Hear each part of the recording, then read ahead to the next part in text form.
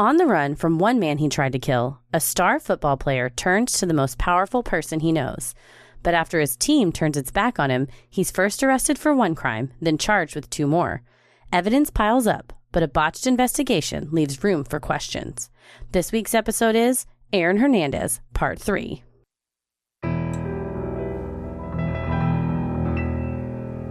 A bump in the night, your heart fills with dread. Probably a murderer who wants you dead. It could be a ghost, a demon, or worse. Perhaps you're the victim of a witch's curse. It's hopeless, you're doomed. You'd call a priest if you could. You'd rather just listen to who? Sinisterhood.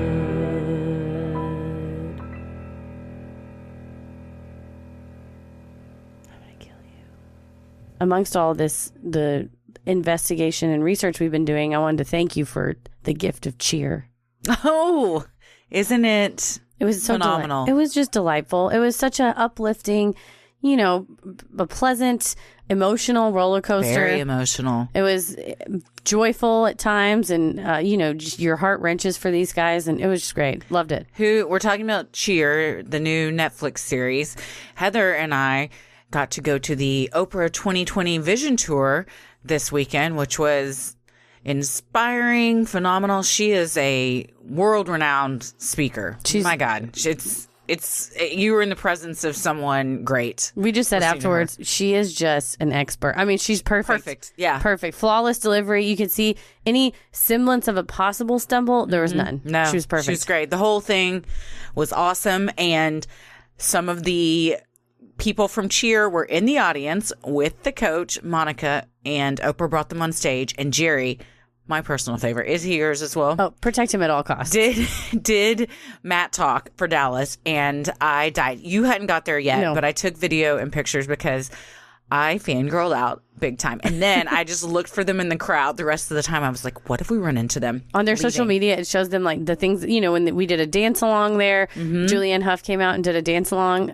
She did not do a Reiki healing exorcism session. If you saw that on social media, Julianne Hough dancing with the stars. Though, it got your blood flowing. I had to take my sweater off. I was sweating. So the Oprah 2020 Vision Tour is an all-day wellness event with multiple speakers. Tracy Ellis Ross was there. She was great. Amazing. Julianne Hough. So fun. Oprah talked about her life, and then they have a little dance break to kind of get your blood flowing so you don't fall asleep after lunch. So it was overall. And the Cheer people on their social media were dancing? They were doing the dance that we were doing. So I was like, we danced along with them. But that show. We also had a moment of meditative silence with them. We experienced that with them. The big quiet. I feel connected to them even more than I did before. We are best friends with the cast of Cheer. I fully believe that I can find Jerry and be friends with him. He goes to the University of Louisville now. Oh. I looked him up on social media. I followed him though. Still could happen. We'll find him if he Not comes as back. easy as when they were in Navarro. So he came into town for this. Good for them. Yeah. Well, I'm glad that you enjoyed it. It was a nice respite from the sad. Yeah, it is. It's nice to literally cheer for people. Like my heart went out for them, and when they're at Daytona, and it's an underdog story. Man, so good. With some of the they're obviously the best in the country. Yeah. They're not an underdog story, but the people on the team, and the things that they've overcome to get where they're at. Yeah, it just makes you Morgan. Oh, love all her. of them. Lexi, I love Lexi. Oh, Lexi, yeah, they're all great. Gabby, she's just trying her hardest. She's trying to be the best she can be. Oh, so good. Y'all watch Cheer, especially if you need a break from hearing about all the stuff we're talking about. All the stuff that's about to talk about today. But I feel like we owe it to the victims in this case. We're going to power through and cover the trials, what happened in their trials, and I think what went wrong in the trials. Yeah, lots of stuff went wrong. Well, I'm Christy. I'm Heather. And let's get into it. Aaron Hernandez was in fear for his life. His failed attempt at murdering Alexander Bradley had left Bradley seeking revenge. Not knowing where else to turn, Aaron requested a meeting with his coach, Bill Belichick, to which Belichick obliged. The meeting was set for February 18th at Gillette Stadium, but Aaron was a no-show, claiming personal problems had arisen. Belichick would soon be leaving for the NFL Combine in Indianapolis, an event where the top college football players showcase their talents to prospective professional teams. Despite a hectic schedule, however, Belichick once again agreed to meet with Aaron, provided he come to Indianapolis. Well, at this juncture, they've offered him $40 million. So if you're a $40 million star tight end, it's like, I have some very intense personal problems. You want to know what it is, if he's going to get arrested or if he's going through substance abuse problems or something, so you know if your investment's about to go. He's an investment to them. And For sure. He's property. Pretty much. On February 23rd, Aaron and his coach met privately in Belichick's hotel room. A visit that the Boston Globe believes to be one of the biggest missed opportunities for the Patriots management to intervene in Hernandez's troubled life. While the two men were the only ones present for the meeting, Aaron's agent, Brian Murphy, later testified before a grand jury that Aaron had shared some details with him of what transpired, according to the Globe. He wanted to talk to Coach Belichick about possibly being traded or released so he could go play for one of the other West Coast teams, said Murphy. He went on to say that Aaron believed he and his family would be a lot safer on the other side of the country. Despite these concerns, Murphy said Aaron told him Belichick wouldn't allow it, saying, "We can't trade you. We can't release you for numerous reasons."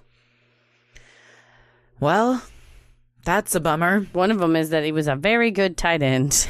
The other is we just gave you $41 million to play for us. That's true. The thing about it, we talked about in the last one, the NFL contracts, it's almost like an option. So you only get it if you play, but he's still got the $12 million signing bonus. So no. Yeah. You will not be leaving. And, it was just the two of them in that room. I always say there's three sides to every story. Mm-hmm. Theirs, yours, and the truth. Mm-hmm. So I'm sure the truth lies somewhere in the middle.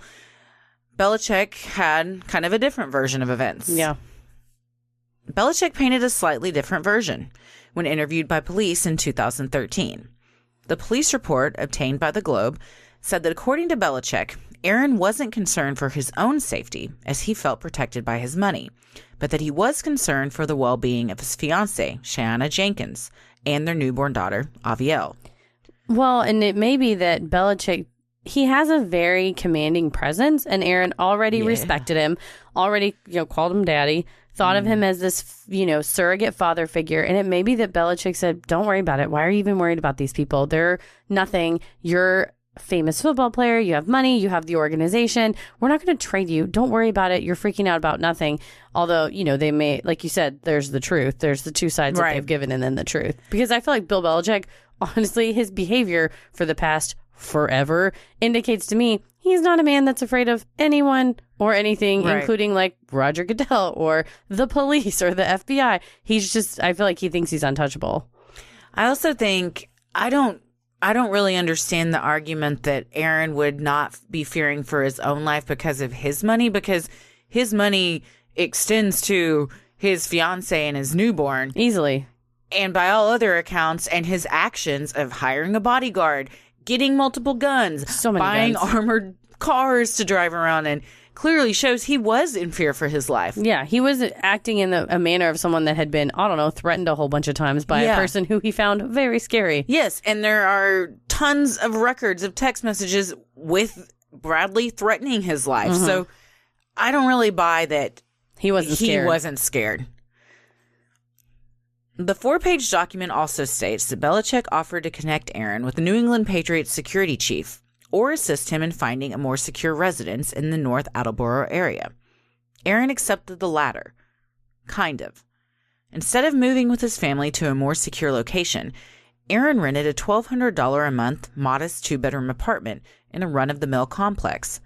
Even more bizarre and concerning was that he kept his new digs a secret from his fiancée, instead allowing it to become a flophouse for his seedy Bristol friends and a place where he could escape from the responsibilities of fatherhood and wedding planning. Have you seen the Netflix documentary? They interview his neighbor who's like, I didn't know who that guy was. I love her. He was wearing pajama pants all the time, and I don't know, he was in and out, and it's like, he's a very famous tight end. But you wouldn't think a very famous tight end was living in this apartment complex. It just looked average, like a normal one you would drive by in any normal neighbor. I mean, I drive by the ones that look like them in Dallas all the time. It is not a high-rise, fancy, expensive, luxurious place that you think someone that just signed a $41 million contract would live in. No, it's just run-of-the-mill. I imagine they had normal locks on the doors, probably not even security cameras. So it doesn't makes sense. And again, is another red flag of, if he's fearing for his life and his family's scared. life, why is he moving into this place that is,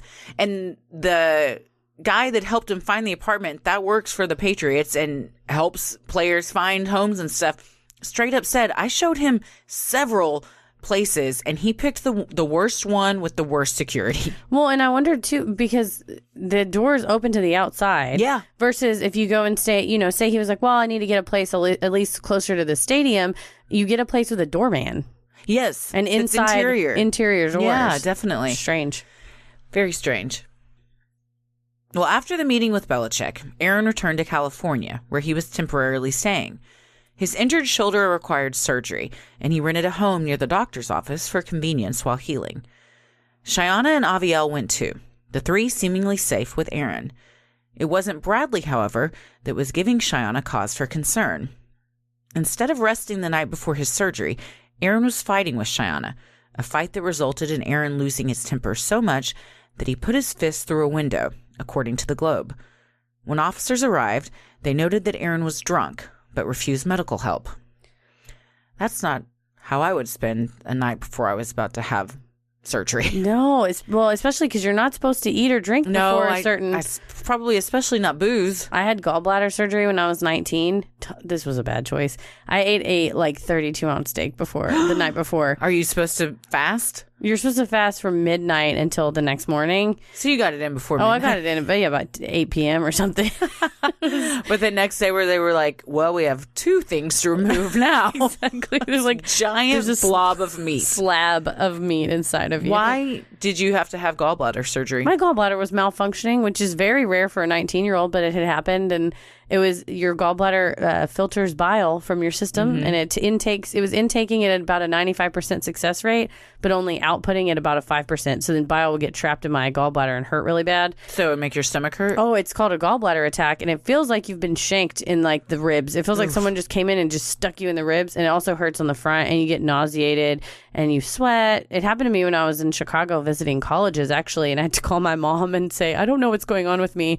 And when I came back, they had to do a bunch of tests, which were very horrible. And then it's last ditch effort. They really don't want to take it out because it kind of causes complications forever. But if it doesn't work, it doesn't work. They can't fix it.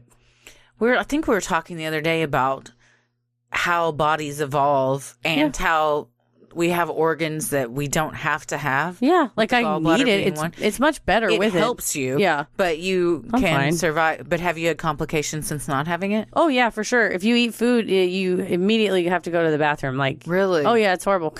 Or if you, my stomach will fill with bile because I don't have anything to filter it. So if I don't eat about every 2 hours, I get really sick to my stomach. Oh. So I look I'm like a soccer mom I always just have snacks with me all the time. Hey, you know what? Everyone loves it. That. Paris loves it. We'll be on a plane and he's like, oh man, do you have a granola bar? I was like, oh, I have several granola bars. I have cheese sticks. I have crackers. Do you want a juice box? I've got it all. Well, my carry-on bag is a cooler and it's just filled with orange slices. That's everybody. Everybody wants to sit next to that person. Exactly. They would love me. Well, a week later, police were at the house once more after receiving another domestic disturbance call. Aaron, who was now recovering from surgery, was again drunk. After confirming Cheyenne and the baby were safe, the police left, with no further actions being taken. So clearly he's in a state of drinking to excess and raging out and getting there were no reports of him being physical with her, but he's punching windows and walls and doors and stuff like that. Yeah. She does the foreword for Jose Baez's book. And of course, she talks about how much she loved him and how deeply she loved him. Oh, I'm sure she did. Kind of she knew all of his sides. She talks about that in interviews too. I knew, and the one side she maybe didn't know that she wishes she knew was the sexuality side. But she talks about everything else. They had no secrets and they had seen each other at their worst. But it is scary when you have a small child and he's unpredictable and acting so. And later on, we'll see maybe it had some CTE issues. Obviously, the drinking plus the stressors of being injured. You have a lot of pressure. You need to perform your contract. And there's someone who is telling you that they're going to kill you via text message. There's a lot going on right now. Yeah, not an excuse ever to punch a window or scream at your wife. No, but maybe you could see how how he got there, especially what his thought process is. You have this mix of stressors and you pour a bunch of booze on top of it. Drinking leads to drama. That's what some of my friends in college used to always say. And I'm like, you know what? 9 times out of 10, you're right. For sure. Yeah. Somebody ends up crying or Or it's just like, I've had a lot of fun nights with drinking involved. Mm-hmm. I've had a lot of not fun nights. The worst drinking. nights. Yeah. And the next day is always so bad. I rarely drink now. Yeah, I can't drink to excess now because I have acid reflux. Oh. So if I have like 2 glasses of wine, the acid reflux is too much. I can't like get really drunk. That's, I think, nature's way of pumping the brakes like, for you. Slow it down, McKinney. I just don't. It's impossible to have your wits about you when you have a 2-year-old that needs all your attention and you're hungover. It's like, yikes. How can we make this hangover worse? Just have somebody screaming all day. Jumping up and down on you. Yeah, and constantly needing your attention. And they're like, let's play the Halloween song again. And you're like, oh my God. I can't. Dude, so much Halloween Ghost. I told you the other day at the library, without any prompting, the book she chose for herself, La Llorona. That's, you know what? She's her mother's daughter. She is. The apple has not fallen far from the tree. Well, months had passed since Aaron had shot Alexander Bradley in the face, leaving him to die in a parking lot. The two continued to exchange hundreds of heated text messages where Bradley vowed revenge and demanded millions of dollars for his pain and suffering. To counter, Aaron loaded up with guns, armored cars, and made sure his bodyguard, Bo Wallace, was with him at all times. Aaron's problems on the football field were mounting as well. He had been late to practice, and Belichick was exhausted by his antics. In a text message obtained by the Globe, Aaron wrote to his teammate Brandon Spikes, "They told me they was trying to let me go, but they're going to give me 1 more year to straighten out, LOL, but I ain't tripping." There's a lack of awareness of how serious the situation and the privilege he has of playing for arguably the best, especially this time, the best team in the world. Yeah.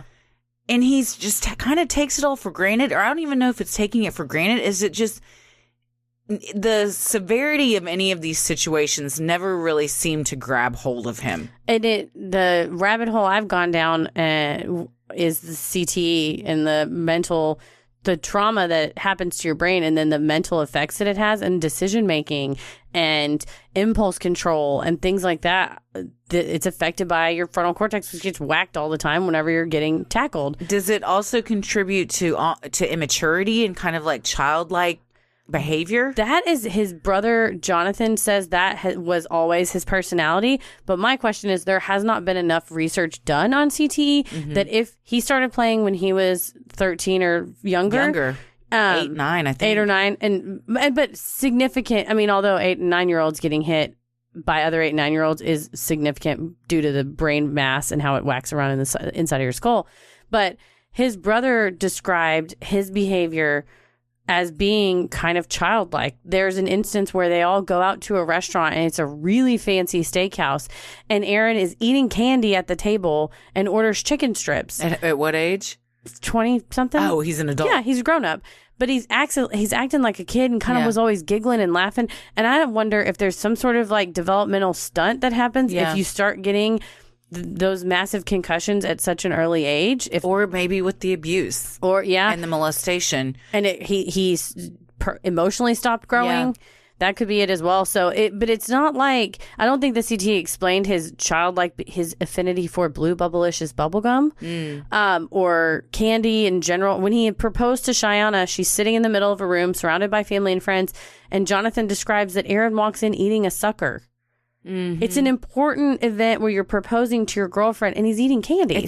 Everything's very just nonchalant, lackadaisical, and very nonchalant. So, and then when he begins committing these crimes, that it's like, that's just another thing I did, and not grasping the severity. There's a lot of disconnect between like, this is a serious moment, this is a serious event, and just like something he does every day that's not a big deal. Yeah, I don't think, and never although Jose Baez perhaps would have argued, but I don't think there's any argument to be made that he wasn't mentally competent to stand trial or that he was not guilty by a mental disease or defect. I don't think that at all. I think he's fully culpable for his actions, but I think it's always helpful when we have a person commit great acts of violence to say, what contributed to this? It's not an excuse. It's what contributed to it. Mm-hmm. Well, Aaron's commitment to football appeared to be faltering. Instead of mentally and physically preparing for games, he appeared to be focused on beefing with Bradley and hanging out with his bodyguard and another questionable character from Bristol, Carlos Ortiz. Both Wallace and Ortiz were ex-convicts, and the two men and Aaron frequently drank and did drugs together at Tanya Singleton's house, Aaron's beloved cousin. And he's regressing, too, when he was 16 to go and drinking at Tanya's house. That's where he's comfortable, man. He kind of found this comfort zone, and he went away and did things. He went to Gainesville. He went to Boston, and but he always goes back to where he was most comfortable and his roots. No matter how big he got and how much money he was making, he seemed to be more comfortable living this street life with a bunch of just like shady characters that might as well be, in jail. Yeah. It's almost like characters from a sitcom. It's like two ex-convicts that are hanging out with him and will kind of do his bidding or kind of do whatever he wants them to do. And you couldn't, it's like fictional characters almost. They're like offering him drugs, drinking with him, driving him. And so you just wonder, why was he so attracted to this life? Yeah. I don't know.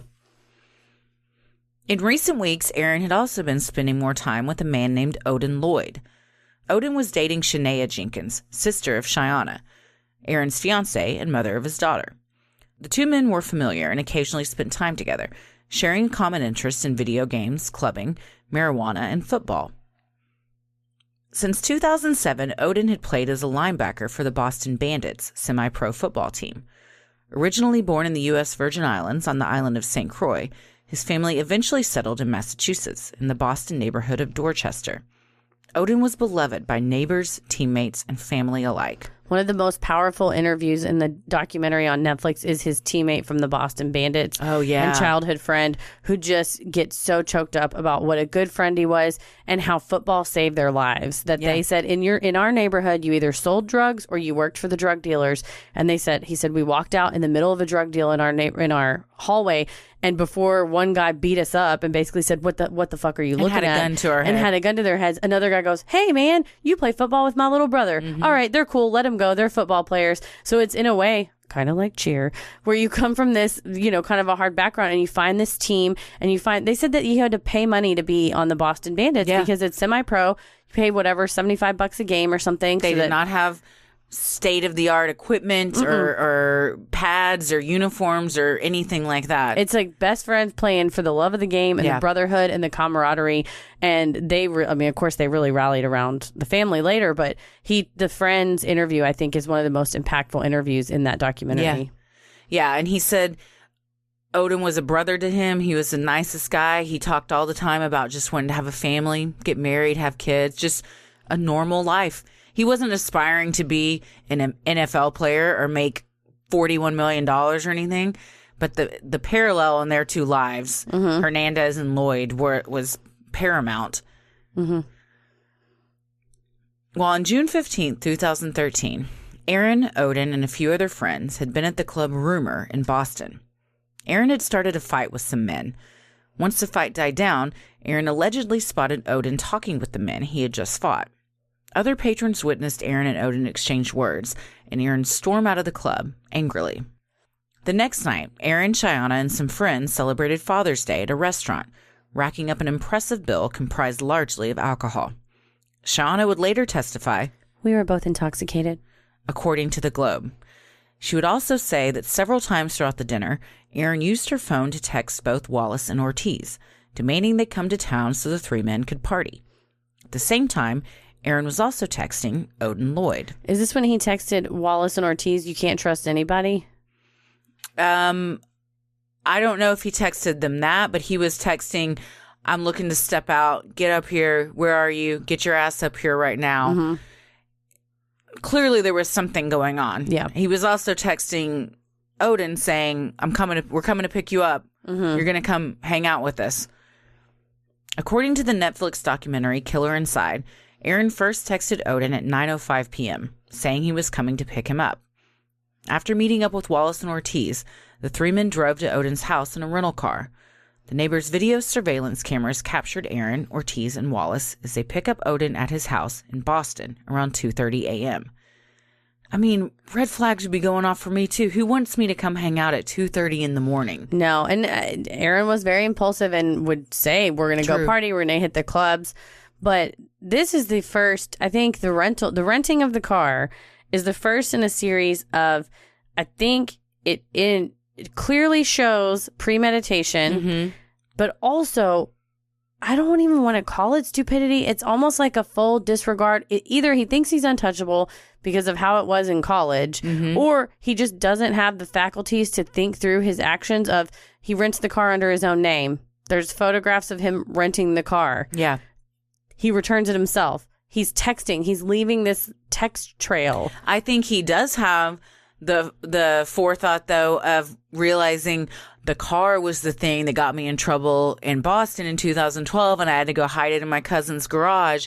So I'm going to be smart this time and not use my own car. And rent a car with my own credit card. But that's where the thought stopped. And then it just became, I don't know, maybe it is just stupidity, or maybe it is this untouchable thing, but clearly no one there was a mastermind. No. on how to not get caught doing this.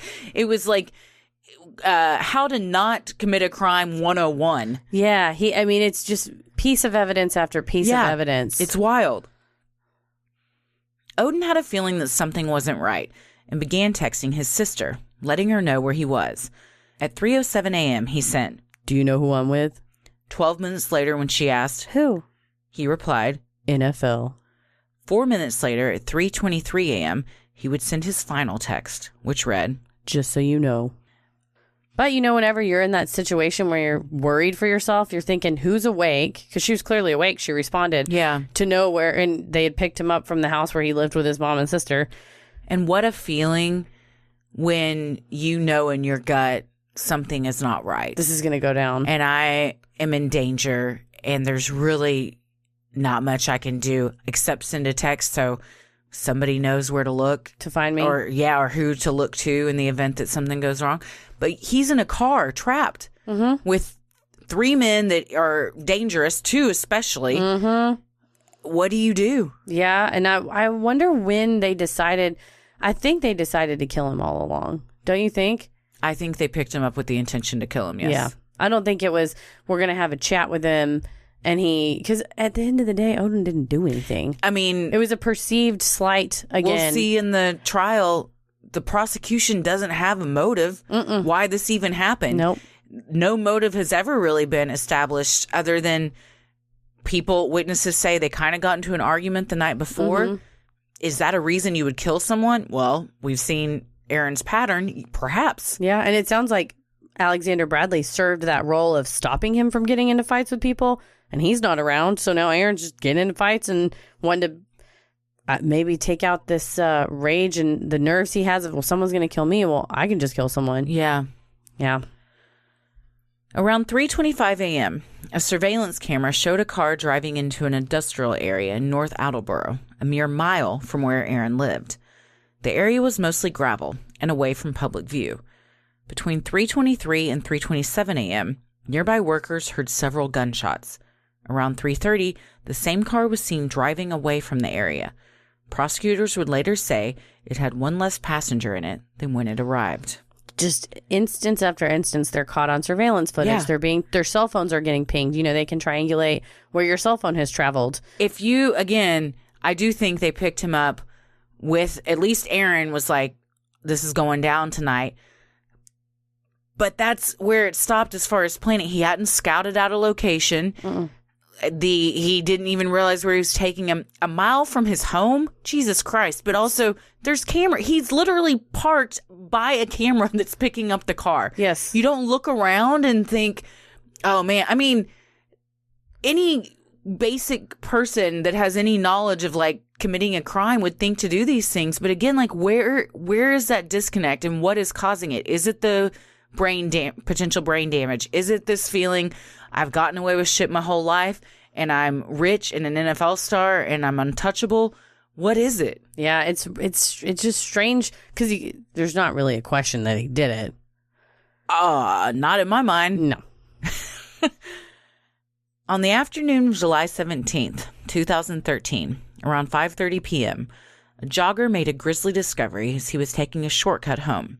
He saw a figure lying in the gravel pit and, upon further investigation, realized it was the lifeless body of a man. When police began investigating the victim, they realized the connection to Aaron. During a search of Aaron's house, Hernandez appeared friendly, even jovial, not worried that the officers would find anything.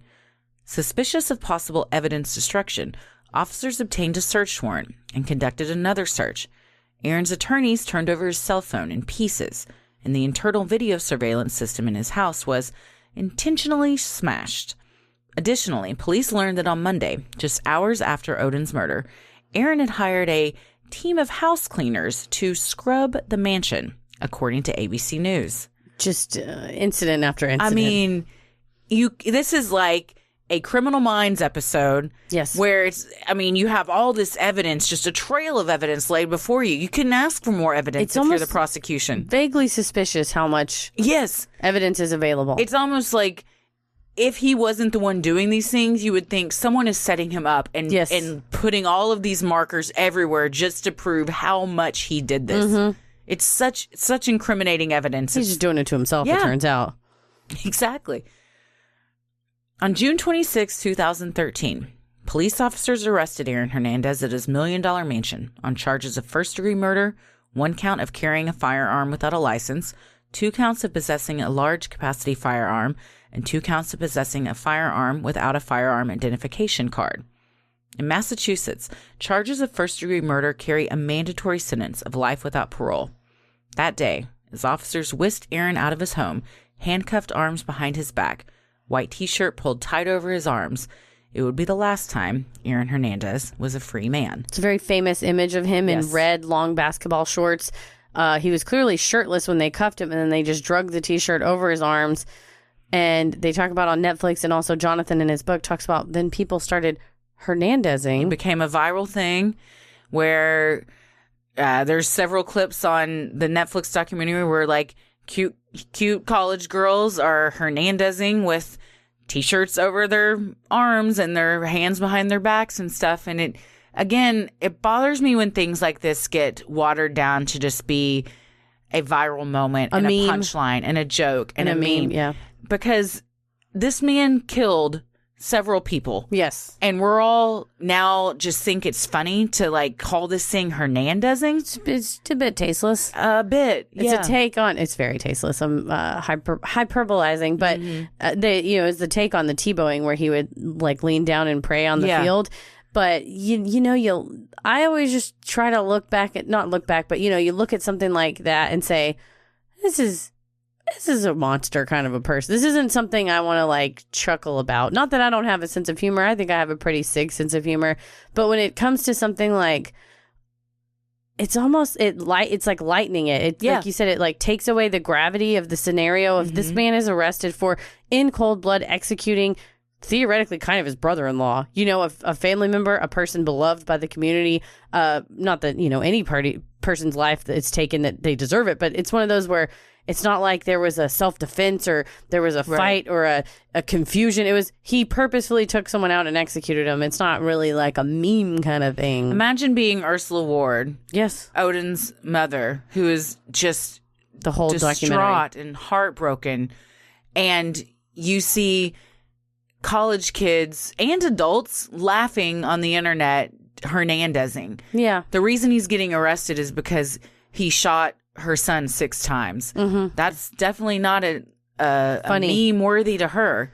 No, and think about the victims in these cases before you do something completely asinine that's spread across the internet forever. Once it's out there, it's out there. I wonder who the people are in those pictures that were on that Netflix documentary. And they're like, oh, shit, that was me. That was 13 years ago. Or not 13. It was in 2013. I don't even remember doing that. Yeah. But it is out there forever. I don't know. It kind of, my question is like, from a moral perspective, does maybe you do it to soften the blow to yourself. It's a way to deal with it in an unhealthy way, arguably in a harmful way. But also, the effect that it has on others, that it becomes like a funny thing?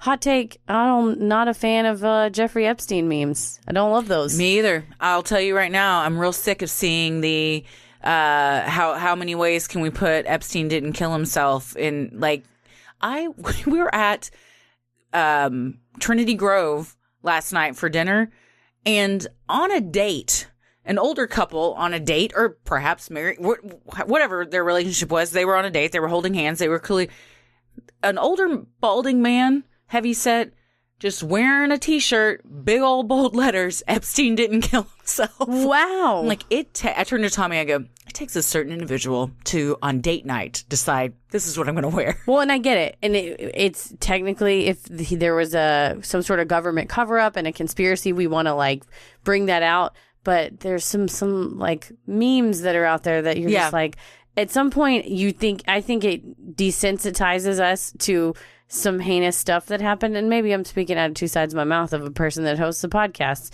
about a lot of crime and also cryptids and stuff. Let's not leave Nessie out of this. But, does it desensitize you to hear about it? I mean, I think, and hopefully you and I do a good job of this, that we do try to think about, extrapolate, how did this happen? What the effect it has on the victims, what effect the laws and the changing, in this case, a huge change in the law will have on society going forward. And it's less gawking and maybe more not investigating, but like introspection on something. But yeah, I don't know. When you see people Hernandezing, you're like you said, I don't think Ursula Ward thinks that's very funny. No. And even there's a Lorena Bobbitt documentary out right now, and we've gotten a lot of messages about... Yeah, we got to cover that. Yeah, definitely. But again, it's one of those things where until you start diving into it, you don't realize what happened to this woman. Yes. And she became watered down to a punchline. Yes. An SNL sketch. The same thing that happened with Monica Lewinsky. I was talking about this with friends the other night. Like, if you really, like, she was a 21-year-old intern who was dealing with the most powerful man in the United States and confiding in what had happened to a friend of hers who she didn't realize was recording all her freaking conversations and betraying her. Like, that is sad. And that is it's something that she became just a punchline, a line in a song. I will defend Beyonce till the day I die. She became Monica Lewinsky all over her dress, like, it just became this punchline instead of, like, thinking about these people as victims. Well, I think the hard thing is, especially with the internet, people want to see an article and they just, like, comment. They just say the first thing. And it's easy to make a snap judgment. Like I always say, law school warped my brain. And I'm always like, I'm going to need more information before I can make a decision on that, which is probably not good. I think a lot of times you should just follow, like, your first instinct. But when it comes to distilling stuff down, it's just easier to swallow, right? It's easier to digest and say, oh, ha ha ha, it's funny. She cut her husband's penis off and here's a bunch of jokes based on that. And I don't know. Like I said, we're comedians. We make fun of ourselves a lot and I think stupid things in the world. But when it comes down to, like, somebody got hurt or somebody was abused or someone was a victim of a crime, it's like, that's maybe not the easiest way to deal with it, is making a meme. And that's maybe not the best way. I think people get, and we see it in comedy shows all the time, like, people laugh when they're uncomfortable or nervous and they don't know how to handle things. And I think maybe for some, like, compartmentalizing and, like, kind of distancing themselves from, like, this is an actual thing that happened and turning it into, like, a joke makes it less real. But it's very real to the people it happened to in their families. Yeah. Here's the thing. You're allowed to make fun of whatever you want. Yeah. It's a free world. The question is, what does that reflect on you? Yeah. I mean, and that's the thing with comics all the time. There's so many famous stand-up comics who are like, nothing's off the table. Anybody can be made fun of. Every race can be made fun of. Every religion, sexuality, every religion, anything can be made fun of. Sure. Yeah. There are repercussions to that. Exactly. And if you don't get booked places because you decide you want to go on a rant about Muslims, then guess what? That club has that right. So I think it's a personal line each person has. I know mine. You know yours, of what we don't cross. No. And it is I think it's the things you say is a reflection of who you are. Yeah. And if you care, and it's a whole thing. We're like way off topic, but whatever. But the whole thing about like Dave Chappelle, and he went off on this like transphobic rant. And then in the next special he was like thoughtful and said, someone said this genuinely hurt me. Like, I loved you as a comic and I felt like you turned on me. Then, of course, he had another special and it went a whole nother way. And so that's the thing you have to grapple with is you can say whatever you want. I say this all the time. You can say whatever you want. Freedom of speech means you're free to say whatever you want. Doesn't mean you're free from the consequences. Right. So, like you said, if you're not going to get booked or people don't like you, it is what it is. Yeah. And you can Hernandez all day long, but if you might get talked about on a podcast for being kind of a dipshit for doing it. Kind of a dipshit. I think it's a fair assessment. Well, just 90 minutes after he was arrested, the New England Patriots announced they were dropping Aaron from their roster. Robert Kraft, owner of the Patriots, was quoted as saying, "Following Aaron's arrest, I read a number of different accounts of how things transpired in our organization. Let me be clear. We decided the week prior to Aaron's arrest that if Aaron was arrested in connection with the Lloyd murder case, that we would cut him immediately after. The rationale behind that decision was that if any member of the New England Patriots organization is close enough to a murder investigation to actually get arrested, whether it be for obstruction of justice or for the crime itself, it is too close to an unthinkable act for that person to be a part of this organization going forward." Well, that's fair. I think it is fair. I do wonder, had they gotten more involved when he went to Belichick and said, "I fear for my life, blah, blah, blah, blah, blah," if they'd done some digging to see, why do you fear for your life? What's going on? And they figured out all this Bradley stuff and kind of thing. And they talk about this in the Globe article. If that had started to be investigated sooner than it was, would Lloyd have even been murdered? Lloyd probably wouldn't have been murdered, but I think somebody would. I mean, somebody already had been. Yeah. But would have, had they gotten involved sooner, could it have possibly saved a life? Because maybe Hernandez would have already been arrested and been in jail for the Boston shooting. Or he would have been in another city, playing. But then would somebody in that city have pushed him in a club? So you think it didn't even matter who it was. You just think it was going to happen. It was a ticking time bomb. Yeah, you can't have a person with that level of rage and aggression, and which he had, coupled with drug and alcohol use, coupled with unaddressed both mental health problems and then sexuality problems separately, and also just like a bunch of guns. Yeah. And hanging out with people that had a bunch of guns all the time. That his family walks up on him and he's scratching his chin with a gun, or he's cleaning a gun, or he's walking around with it. And I mean, he just had him and would brag to his friends, "I just got a 45 cal. You got to check it out." You can't put a gun in the hand of a person like that, and there's not going to be. And even if he didn't have a gun, he may have choked somebody to death. You don't know. He just had this unchecked aggression of perceived slights by people. You pushed me. You spilled my drink. You were talking to people I fought with, so you're not on my side anymore. It is kind of like us versus them, almost like a gang mentality, which I think could have made him a better football player even. If he would have said, "I'm full in on the Patriots. If y'all come for us, we're going to be the best team, and I'm going to defend my brothers no matter what." But instead, it was me and my ne'er-do-well pals from Bristol. You've slighted us. His power for evil. Instead of good. Yep. On the football field. Coach Belichick read a 7-minute prepared statement to the press before addressing his team in private. Patriots player Dane Fletcher recalled to the Globe how Belichick was very clear about his views on the former tight end. "He's not part of this team. He will not be spoken about in this locker room." Yeah, they said he was basically like, his name doesn't get mentioned. We will not talk about this. This is something that is not even up for discussion. The organization did a free jersey exchange. You can bring your Aaron Hernandez jersey in. And I bet there's murderabilia places that sell those. Oh, yeah. And I bet, or just people hung on to them and sold them on eBay and stuff. But yeah, they didn't want that name on the back of their jersey. And I think, is it one guy in the Netflix documentary that said that really sucked for me because my last name is actually Hernandez, and I was excited to have a jersey with my own name on it, and now I have to get rid of it. But yeah, they were ready to scrub his existence. Yes, and they took down all his accolades at his high school, which when his mom told him that when in jail, apparently that really affected him. Yeah. He's like, what? They're even doing that? Like, your legacy is gone, man. Yeah. It's like, we don't want you to have any ties to our organization. Mm-mm. While Aaron sat in jail awaiting trial for the murder of Odin Lloyd, police officers in Boston became suspicious. A year earlier, they had been investigating the murders of Daniel De Abreu and Safiro Furtado, 2 men who had been gunned down outside a nightclub in Boston.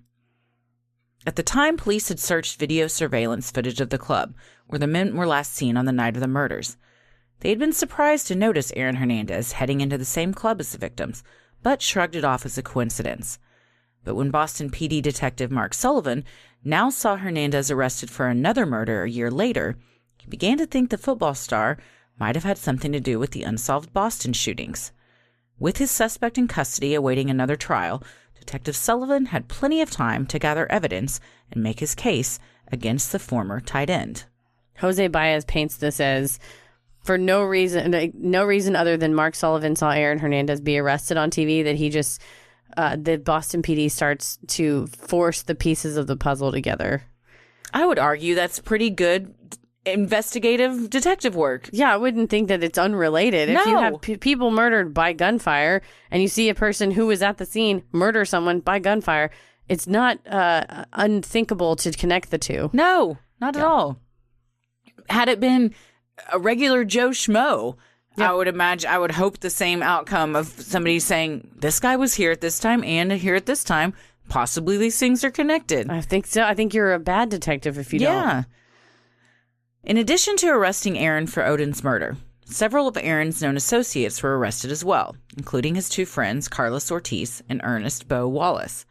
Ortiz let officers know that Aaron's second residence, the apartment in Franklin, Massachusetts, may contain some evidence the police would find interesting. Upon searching that location, officers found clothing and some ammunition that officers believed would connect Aaron to Odin's murder.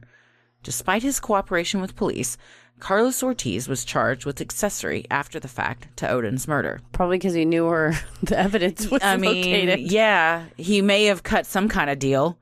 Also, how quickly your friends will turn on you. Seriously. Those friends that I mean, how surprising. The ex-convicts who all you did was do drugs with and do nefarious acts, they turned on a dime on you. Suddenly, like, do you want to know where the clothes are that he wore the night? Yeah, I can point them to him. When threatened with their own... freedom, yeah. Yeah. In late June 2013, police continued to search for evidence.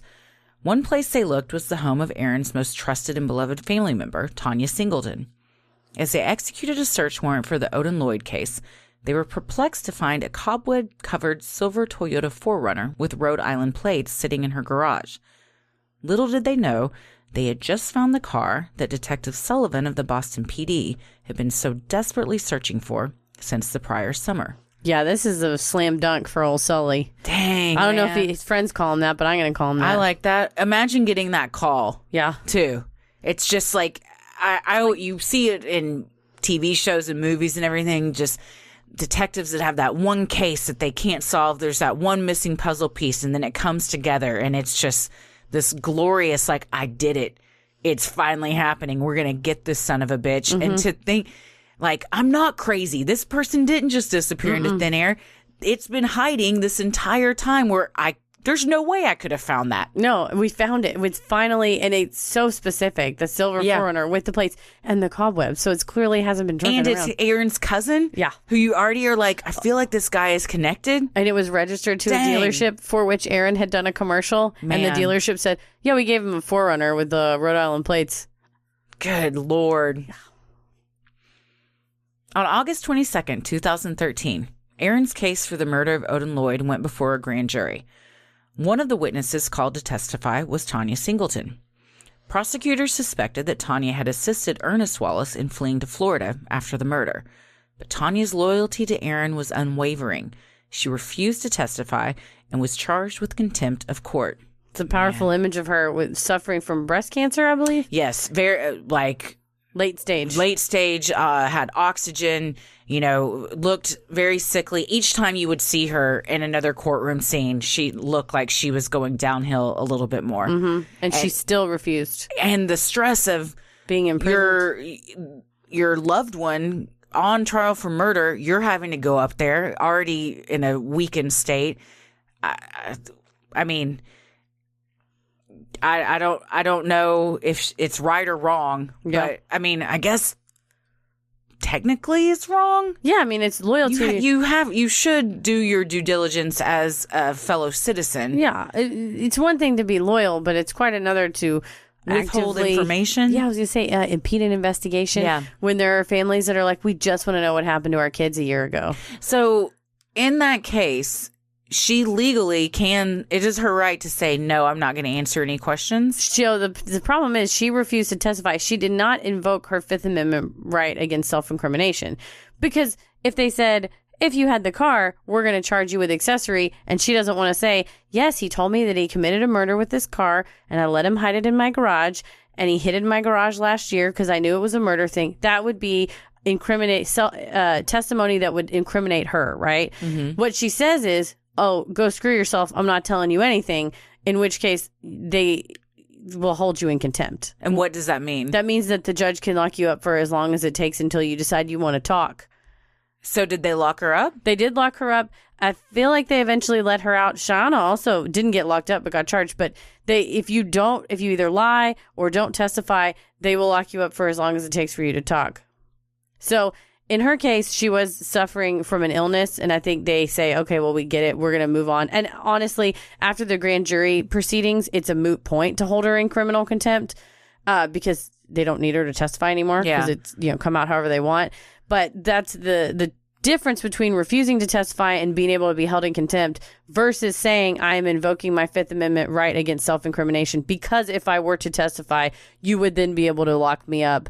And you can't trap me by putting me on the stand under oath and having me testify. So what she could have testified without incriminating herself was, he came to my house on the night of the Boston shootings, whatever night it was, and said, hello, may I park my car in your garage? And I said, sure. And he parked it there, and frankly, I forgot it was even there.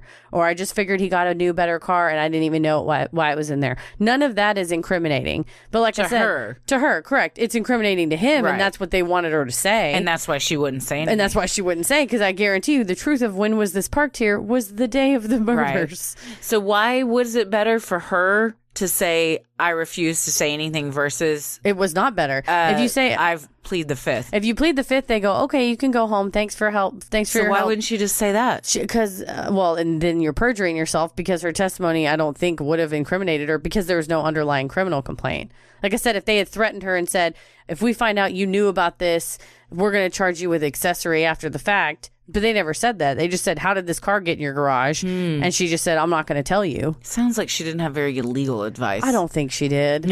I think she was going on her own accord. Street legal team. So yeah, or Aaron's lawyer told her. I don't know. But that's a conflict. I don't think he would be able to advise her. He would advise her, get up there and tell the truth. Well, Cheyenne Jenkins, Aaron's fiance, did testify in the proceedings. However, police believe she lied several times under oath. And on September 27, 2013, Cheyenne was indicted on charges of perjury.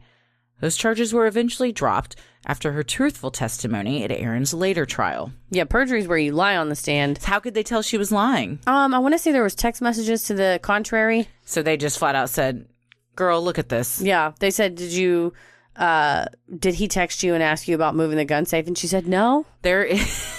On the Netflix documentary, there is clear surveillance footage of her going into the room. The text message is like, hey, big box behind the theater screen in this room in case you're looking for it, LOL, something to that effect.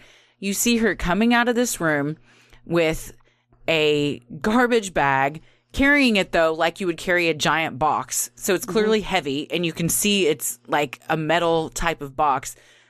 Struggling with it, carrying out of their house. All of the footage is caught. Puts it in her car and drives off. You can't argue with that. No one thought to turn off these fucking cameras if you're going to be doing that kind of stuff. So then they ask her all these questions and she lies, and then they go, cool, well, we have text messages, video footage. So then they say, so we see that you took the murder weapon, and what happened? Well, I don't know what I did with it. Try that again. Well, I threw it in a dumpster. Which dumpster? Well, I don't remember. Well, they say, that's what little thing we call accessory after the fact, and we're going to charge you with that. And she says, I would like to say all the things about my fiance if you will not charge me, because she wants to save her kid, right? Yeah. You know, she wants to stay home with her kid. So, dang. Spoiler alert. I think that's a good reminder of rarely are you asked a question on the stand that they don't already know the answer to. That's Abraham Lincoln. That's a famous quote. Oh, was it? Don't ask a question you don't already know the answer to. And if a prosecutor is asking you a question, they already know the answer. If you lie, you're about to get a text message thrown up on that screen for everyone to see that you then have to answer to. Your Honor, may I approach the witness with the following evidence is what you're going to hear. Yeah. Yikes. Yeah, so I think it's a case where I think they thought they were a little bit smarter than they were. Yeah. Despite the loyalty of his family and fiance, the grand jury still indicted Aaron on all counts, including first-degree murder. Aaron was to remain in the Bristol County House of Corrections while he awaited trial. While the Lloyd family waited for the criminal system to provide justice, they took action on their own, filing a wrongful death lawsuit against Aaron on December 19th, 2013. Meanwhile, Aaron appeared to have quickly adapted to his new life in jail, even seeming to relish and thrive in the structured environment. In a recorded phone call to his fiancée, Aaron sounded relaxed and content. My room is very organized. I have everything lined up perfect. Have my little trash in there, everything all folded. I always make a nice, perfect pillow. You know, it's actually cozy. I think I enjoy it too much. Yeah, and some of the calls, he doesn't seem like, God, I just want to get out of here. No. I mean, it's very... on the Netflix documentary, there's a ton of calls. In the Gladiator podcast that the Boston Globe has done, they have a ton of calls in that too. And they're kind of all over the place. And this one, the Cheyenne replies like, I cannot believe how just nonchalant you're behaving about this. I'm here caring for our daughter she's growing up without herself. I'm dealing with all of this shit at the house, the press. I can't leave the house without being hounded and everything. And you're telling me that like you're cozy in your jail cell? Again, the gravity of the situation did not seem to resonate with him. Yeah, it was lost on him a little bit. And his mom was going through the same stuff. His brother was going through the same stuff of being hounded at the bottoms of their driveway. Yeah. And being tricked. And some guy came up and said, hey, I brought you guys sandwiches. I'm a friend of your dad's. I knew him before he passed away. How are y'all doing? And then Jonathan said, it took about 2 questions for me to go, you did not know my dad. You're a reporter. You're a fucking reporter. Yeah. And he's like, I can see that there's a recorder in your pocket. That it was like unscrupulous trying to attack the family. So it's like, even if you're like, I get it. I have to stay in here. It's no big deal. At least feel bad that your family is suffering but based on your actions and choices. Your little girl. Yeah. Jail time had also allowed Aaron the opportunity to reflect on his relationship with his estranged mother.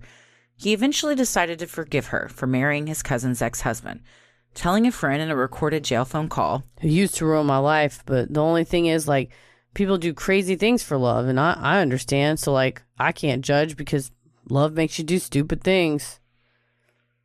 So he was coming to terms with a lot of stuff. He had a lot of time to think. It was a roller coaster of his emotions and his behavior, and the phone calls were all over the place. Some would be like a little kid, like excited to talk to his former teammates that he would call and stuff. There was some joking around with some very inappropriate joking around with his agent. His agent, I believe, when he said, hey, they dropped you from the endorsement. For Nike. And then he goes, yeah, I don't think they want to put the Nike logo on prison clothes. And then they both laugh heartily. And then he says, you think you can get me an endorsement with Smith & Wesson? Ha, ha, ha, and then they laugh heartily. Wild. Again, it's rough. just a joke to him. Yeah. And he knows he did these things. It's not as if there might be people that think he's innocent. I'm not one of those people. I think the evidence is just pretty clear cut. So he knows he did this, and he's still joking around like as if he didn't. He's still claiming his innocence. So is he joking around to show like, look how innocent I am. I'm not even worried. Being serious about this. I'm not even worried. Is it one of those things where you tell yourself the lie so much that you start to believe it?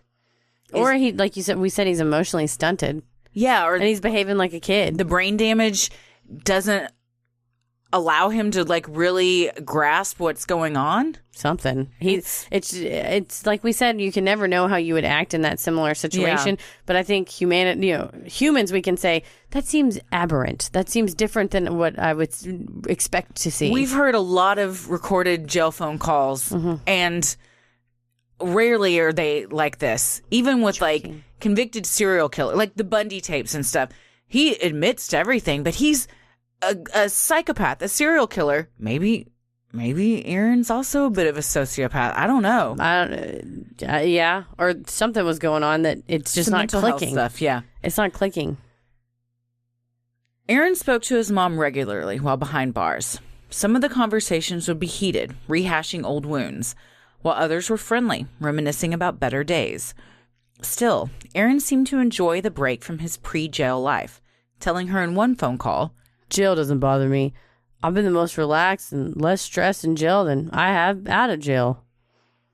I think he thrived on structure. Yeah. His dad was alive. It was very regimented. I mean, like we talked about in the first episode, they had to, throw 500 baskets before they could even leave the house. It was just very structured and regimented routine. Even football is too. Your coach is doing stuff. Practice at this time. Yeah. We're going to do scrimmage at this time. We have a game then. You're going to eat then. Study then. Yeah. That's what he needed, was like structure and routine, which he could have got had he chosen. I mean, I can't imagine someone more structured and routine than Bill Belichick. Yeah. What he demands of his players. But also in jail, there probably was a sense of relief. Like, I'm not having to be on the lookout for Bradley constantly gonna kill me. I don't have to worry about all these responsibilities. People tell me when to get up. They tell me when to eat. They tell me when to go to sleep. Tell me what to eat. Yeah, I don't have to make decisions when I work for out. myself. It's all kind of handed to me. It makes sense why he would fall into enjoy that familiarity. Yeah. Well, however, it wasn't all rose-colored glasses. Occasionally, Aaron would exhibit bouts of rage by banging on his cell door and screaming loudly, according to the Globe. He showed signs of depression in many of the phone calls to friends and family on the outside, telling one of his Bristol friends, "Freedom. That's not what I miss. It was the same thing I missed when I was on the streets." Aaron didn't elaborate further on what that thing was. What do you think it was? Oh, marijuana? No, I think it was dudes. I think it was a purpose. Oh. Maybe, or just having a sense of belonging. When I was on the streets. To me, when I was on the streets means him living his life in Connecticut. But that's all speculation on my part. It was the same thing I missed when I was on the streets. Because he then goes on when he's talking to his cousin Tanya and showing like more honest and vulnerability, saying, "I'm just one empty person. I've been like that for so long." Maybe his family? That was the ultimate structure, and that sort of fell apart when his dad passed away and his mom married his cousin's husband. I think he did feel empty, and he was always trying to fill that emptiness with something. Drugs, alcohol, violence. Having a family. Yeah, fitting in somewhere because he had all this other shit going on. Yeah. On April 11, 2014, before Aaron's trial for the murder of Odin Lloyd would even begin, Boston police charged him for the 2012 murders of Daniel De Abreu and Safiro Furtado. He was indicted a month later, on May 15, 2014, and a few weeks later at the plea hearing, pled not guilty. In June of 2014, the court set the date for the Boston shootings for May of the following year. But later in November of 2014, the trial was delayed indefinitely while the Lloyd trial was pursued. The judge also warned the prosecution in the Lloyd case that no evidence or mention of the 2012 Boston killings could be brought up during the trial for Lloyd's murder. So even though they can't bring it up, the jury knows, right? They would probably ask them. I imagine this voir dire would take a really long time because you'd have to ask people, have you heard of Aaron Hernandez? Everyone raises their hand. How many of you guys are fans of the Patriots? Everybody raises their hand. So you're already coming in from the prosecution at a disadvantage because it's a hometown hero, kind of, that they all love the team. But then you would ask him, have you heard of the killing of, or have you heard anything negative about him in the press. And if someone raises their hand, then you take them aside and say, what have you heard? And that person's going to get kicked off the jury. And because those Boston murders had happened years before and there was already speculation that he was involved, people would have heard that. Oh, for sure. Yeah, and that's the question is then, do your possible jurors, are they lying to you? Because then they say, okay, if you've heard, how many of you have heard negative, news about Aaron Hernandez, or how many of you have heard that he killed people before? And they raise their hand and they say, would that bias you? And they say yes, and you kick them off. There could be someone sitting there not raising their hand. Yeah, sure. Definitely. On January 29th, 2015, the trial for the murder of Odin Lloyd began. Shauna Jenkins attended court every day, supporting her fiancé, while her sister sat on the opposite side of the aisle, weeping for her slain boyfriend. Those powerful images in the Netflix documentary. Definitely. During the prosecution's opening statement, which lasted nearly an hour, Odin Lloyd's mother, Ursula Ward, wept as a graphic photo of her son's body was shown to the jury.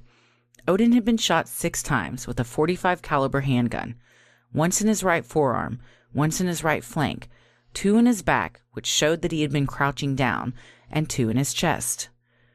So they got him out of the car. Yes, I think he was trying to escape, and then the prosecution's belief was that Aaron stood over him as he lay on his back, shot him in his back, he falls to the ground, lays on his back, and then Aaron stood over him and shot him twice more in his chest. He had to have known when they pull into that gravel thing, because he may have thought, okay, we're going to Aaron's house, because they were a mile from his house. And that's also where his girlfriend was. Shauna was at Aaron's house. The surveillance footage from the interior of the house in the living room, when someone calls to tell her Odin's been shot, he's dead, shows the 2 sisters embracing. Yes, hugging each other in the Hernandez home. Yes, in the home of the person that had just killed him. Who's at the house with you? That's so crazy. Yeah. But he had to have known when they turned into that gravel, this is it. Over with, yeah. God, what a terrifying last few moments. That shit keeps me up at night, man. Thinking about that. I can't let my brain go there too much. I have a very active imagination, and I can just fully imagine stuff. And one night when I had a nightmare, I was just like, he was... my brain starts going, did you plead? Was he pleading? Did they tell him to shut up? Did he just quietly accept it? And then it just made me really upset and woke me up. Yeah, I think about that stuff a lot. The prosecution presented the 2 most damning pieces of evidence that definitively put Aaron at the scene of the crime. A half-smoked blunt with Aaron's DNA found near Odin Lloyd's body, and a footprint that matched Aaron's shoe exactly. And the footprint would be as if you were standing in front of... standing over Odin's body, facing him. So that was the exact print match. Who just throws down a blunt they've been smoking next to the person they just murdered? The same person that leaves a bunch of .45 caliber shell casings in the rental car, along with blue bubblicious bubble gum. Wild. That they bought, they were seen on surveillance footage buying earlier in the day, that they offered to the rental car lady. I mean, come on. It's so conspicuous. It's almost as if he was framed. He wasn't. I'm not saying he was. Like you said, though, it's almost like he's trying to get caught. That too. I will not leave any stone unturned. There is no doubt that I did all of this. Aside from writing, I was here. Yeah. And signing it. Yeah. Aside from just fully admitting it. The prosecution's case hinged on several other pieces of evidence as well. There's surveillance footage of the car coming into and leaving the industrial park around the time of the murder. The footage recovered from Hernandez's home, showing Ortiz and Wallace with Aaron immediately after the slaying, and the text between Aaron and Shauna that indicated Aaron was instructing her to remove a gun safe from the home and dispose of it. The judge finally granted the prosecutor's request to have Shauna testify against Aaron in exchange for immunity. On the stand, she testified that she threw the gun safe in a dumpster, but couldn't recall which dumpster. Because there was, it's again, you can't say, I don't know what you're talking about, because there's video footage of it. And there's text messages instructing her to do it, and her saying, okay, I will do it. But what just audacity to be like, I don't remember. You don't remember the dumpster that you disposed of a murder weapon in? That would be imprinted on my brain till the day I die. Agreed. There's no question. You know exactly. It couldn't have been far from your home. Yes. An FBI investigator in the McMillions documentary I've been watching says that they can tell when someone's lying because something that changes your life, something like that, that's so high stakes that you can repeat it from memory. Even if it's the memory of the memory, there's no hesitation or confusion or I don't remember. The defense, on the other hand, argued that Aaron had nothing to do with the murder. He simply was hanging with the wrong people. And emphasized that Aaron was a scared kid who was in the wrong place at the wrong time. Defense attorney Michael Fee claimed that while Aaron was at the scene, he was a 23-year-old kid who witnessed something. That he saw a shocking killing committed by someone he knew. He really didn't know what to do, so he just put one foot in front of the other. However, juries likely didn't believe Aaron's shock and horror, given the surveillance footage police recovered from his home. Though Aaron attempted to destroy the footage, what remained was damning. The footage from Aaron's own house showed that after the shooting, Aaron, Carlos Ortiz, and Ernest Wallace drove to Aaron's luxurious home a mile away from where the murder had occurred. A camera on the exterior of his house shows Aaron pulling into his driveway and exiting his car holding what appears to be a gun. The interior cameras then show Aaron walking around his house, gun still in hand. It's not a reliable testimony when they asked Shiano, what do you think's in his hand? And she says, oh, I don't know. The jurors are like, well, we sure do. Yeah, it's a gun. It clearly looks like he's holding it like a gun. He's rubbing it on his shirt like a gun. He's just nonchalantly walking around the house with a freaking gun he just used to kill somebody just in his hand. There's a baby in that house. Yeah. That's the other thing, too, that you're bringing these friends that you're so scared of. Yeah, in a house with your baby. Footage from the following morning shows Ortiz and Wallace sleeping on the couches in Aaron's den. When Aaron appears on screen, they all fist bump and hug one another as a greeting. Aaron later brings in his infant daughter, Avielle, and lies her on one of the men's chests. Later, they are seen once again hugging in the driveway as Aaron bids them goodbye. The defense attempted to argue that Aaron was so afraid of the two men after he saw one gun down Odin Lloyd in cold blood, but the footage seemed to show three friends enjoying one another's company. Yeah, I think that's when the defense case just went beep. Yeah, on the documentary, they show all of this, and there's no sound. It's just this footage, and they said you could hear a pin drop because everyone was just in awe of the callousness of. It looks like these guys just went out clubbing for the night and are sleeping one off, and then they're just like, hey, bro, see you later. Yeah. They just fucking murdered someone. He's a scared 23-year-old kid who's just hugging and handing his daughter over to these people. Yeah. And can we just for a second say this poor daughter? Yeah. Because this was in 2013. And she's like 8 probably at this point. Yeah. She knows what all's going on. One day she's going to see all this. Or Google something. Yeah. There's an interview with Cheyenne on Good Morning America, I believe, and she talks about how tries to shield her daughter from stuff like that, but that she knows and it's inevitable that it's going to come out. Well, she also took her to one of the days of trial. Yeah. And she was sitting and Aaron was blowing her kisses and stuff. And she's probably like 4. She looks terrified. On April 15th, 2015, after 6 days of deliberation, the jury convicted Aaron Hernandez on all charges, including first-degree murder. Under Massachusetts law, he was sentenced to life in prison without the possibility of parole. Aaron, who had remained fairly stoic throughout the trial, slumped to his chair, a look of shock on his face. His fiancée wept for him, while Ursula Ward wept for her beloved son. Well, it finally all caught up to him. Yeah, it was a lot of evidence. I think all the stuff in the rental car after he returned the rental car himself, there were shell casings that matched the shell casings of Odin Lloyd, the footprints in the gravel facing Odin Lloyd, the shooting. He had bragged about having that exact caliber of gun just a month before. There's footage showing him buying this very specific blue child bubblicious bubble gum. He had offered it to the woman at the rental car. He'd also spat it out in the rental car, and it had stuck to one of the shell casings. So his chewed gum DNA was then on a shell casing, a spent shell casing from having murdered a person. He'd also rented this car that all of this shit was in his own name. Yes, and with his credit card. And was seen in the lobby renting it. Yeah, so there wasn't a lot, I don't think, that the defense attorney... So I think the defense attorney basically had to say, yeah, he was there. Yeah, you can't argue with the fact that he wasn't. No. At that point, you just have to say he didn't pull the trigger. Yes, exactly. But again, for him to be shocked that he was just sentenced and found guilty after this mounds and mounds of evidence is presented. Yeah. Just shows again, like, he was sitting there this whole time thinking, it ain't going to happen. And in phone calls to people from jail, he'd be like, they don't have anything. I'm fine. I'll be out of here soon. He honestly, I think, didn't think he was going to get convicted. Yeah, he thought wrong. But he'd also got off scot-free. For lots of stuff before. Yeah, in college and even before that for not something this severe, and he'd also been not convicted of a murder he'd committed several years before. He'd just been on the lam with no one knocking at his door. Hiding the truck in his cousin's garage. Aaron was temporarily incarcerated in a maximum security facility just 1.5 miles from the Patriots Gillette Stadium, his former professional football home. Eventually, authorities moved him to the Sousa Baranowski unit, about an hour northwest of downtown Boston.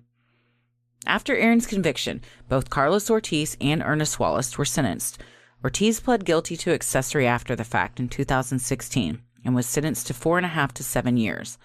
Wallace was acquitted for the murder, but convicted of accessory after the fact and received the same sentence as Ortiz, 4.5 to 7 years. Yeah, I think there was no question that they were involved in some way.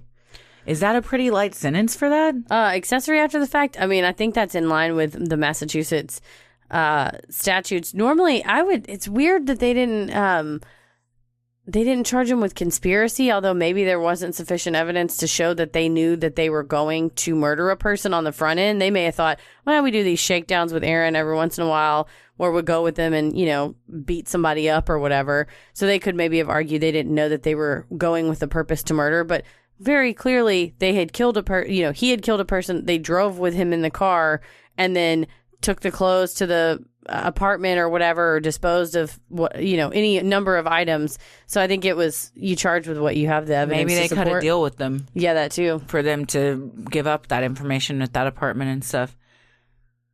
While Aaron hadn't seemed to mind Suffolk County Jail too much, the conditions at his new maximum security prison took a much harder toll. Inmates are required to spend 20 hours a day in their cells, which, according to the Globe interview with his attorney, George Leontire, was one of the hardest things for him.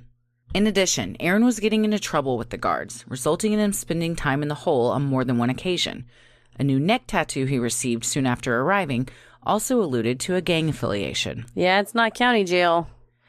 No. 20 hours a day in a cell with one tiny small window with little bars over it. Yeah. That was about 9 feet off the ground, maybe 8 feet off the ground. 7 by 10 probably is your cell.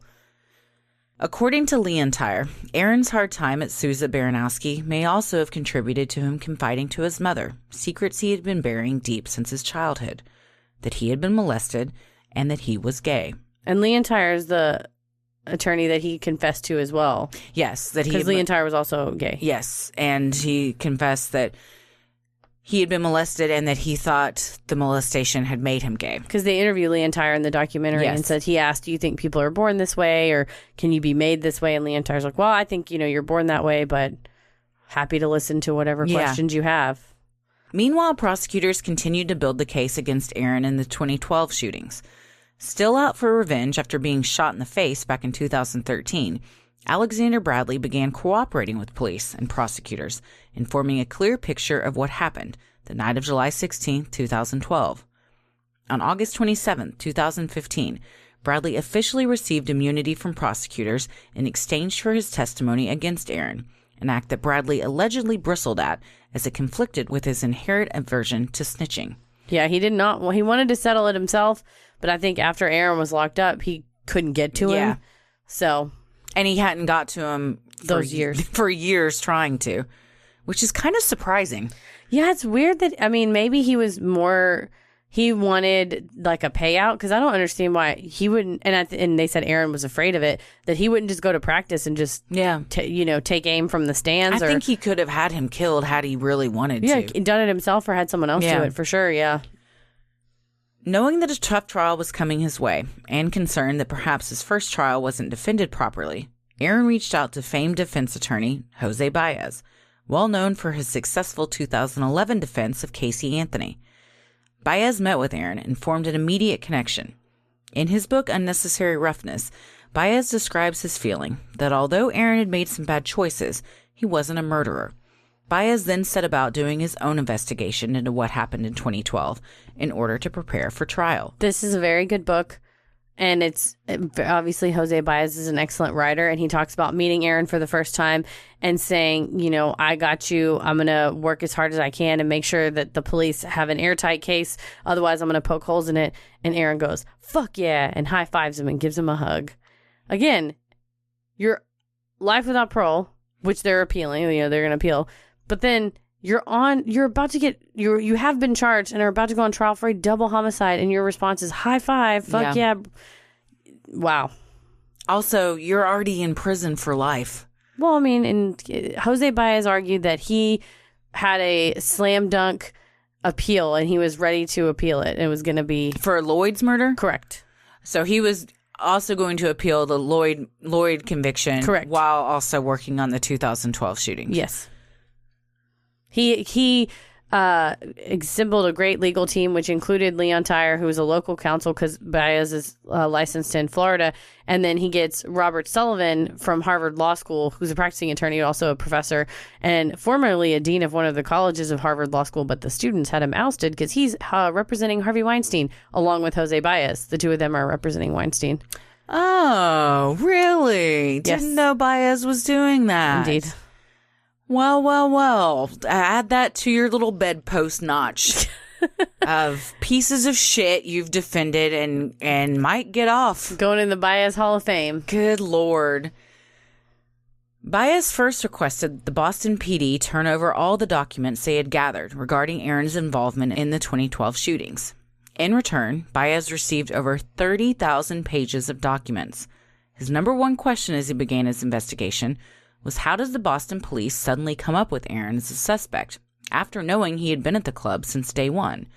As he uncovered more evidence, Baez reviewed police documents that indicated a, quote, anonymous phone call came into Boston PD, telling police that Aaron was seen getting into a silver Toyota 4Runner with Rhode Island plates the night of the shooting.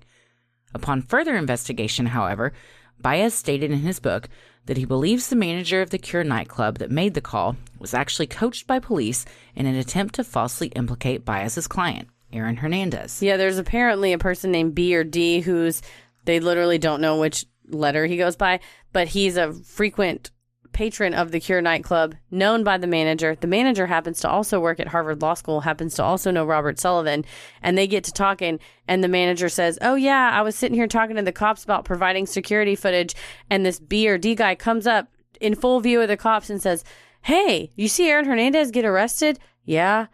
You know, he was here the night of that shooting, and he was in a silver Toyota 4Runner with Rhode Island plates. Anyway, just thought you wanted to know that. Okay, bye. The cops don't stop this guy, who's a well-known police informant. They don't stop him and talk with him. Let him walk away. The cops on the scene tell the manager of the nightclub, you know, you should really call this in. You should call it in as an anonymous tip. And the manager goes, okay, whatever. Here's the footage. Like, see you later.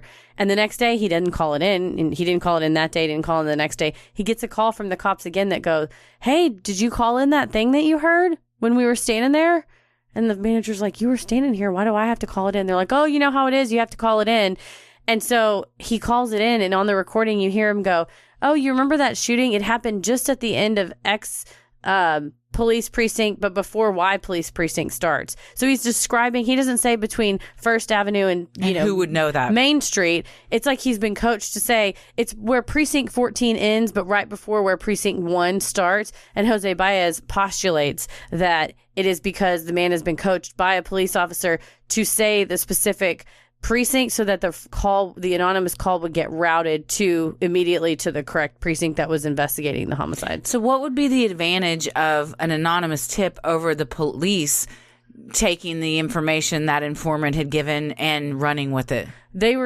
Jose Baez was saying that the cops didn't want to say Mark Sullivan literally saw Aaron Hernandez on TV and went, I'm going to try to build a case around him. They argued and said, we weren't looking at Aaron Hernandez. We were just investigating the crime, and somebody randomly called in and said that he was in the car. So that's why we started looking at him, because Jose Baez's whole thing was, this is a setup job. The cops saw him get arrested for one crime and was like, he was there. Let's just pin it on him. And so that was his kind of narrative that he was telling. How did he explain the Forerunner that was found in Aaron's cousin's garage? Yeah, that's a great question.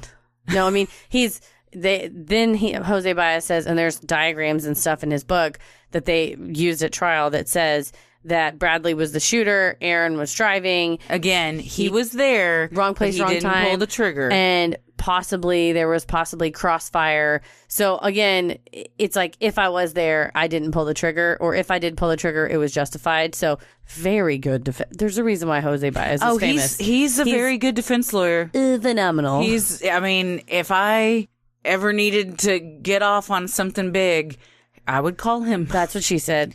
I'm sorry.